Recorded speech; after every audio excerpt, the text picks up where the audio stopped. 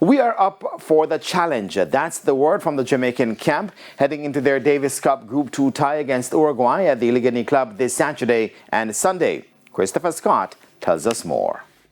A Group 2 progression is on the line as Jamaica is set to face their South American counterparts, Uruguay. A player that is familiar with the Davis Cup is Randy Phillips, who will be representing Jamaica. Phillips, who is coming out of retirement for a second time, says he's in good physical shape.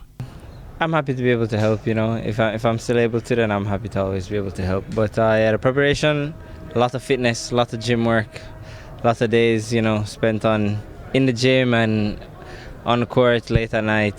So we've definitely been doing a lot of hard work, especially in the entire month of January.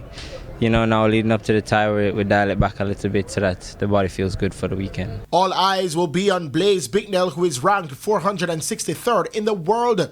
Bicknell knows it will be challenging against the South Americans. They're a very tough team. These guys, they play a lot on a clay court down in South America. So we've been preparing, us on the team have been preparing on the hard court, and we've been in great form, so we're all looking forward to it. But as challenging as it is expected to be, Bicknell has no doubt that the team will do well. Well, they still know the rest of us. But no, I think the other guys have been preparing extremely well, and I think we're ready to go. And he's glad to have Randy Phillips representing the country once more. He's our winningest player in our country's history in this competition, so for that experience, it's huge for us.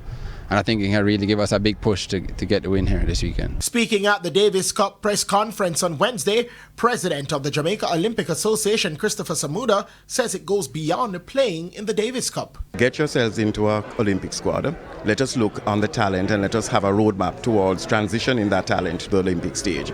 So Tennis Jamaica, we have indicated to them that we are waiting for them to look at their Olympic squad, submit their names so that we can plan a roadmap for them and have them at the Olympic Games. That, of course, is our international stage. The squad is completed by John Chin, Daniel Lazar, and Nicholas Gore. Both days will serve off at 11 a.m.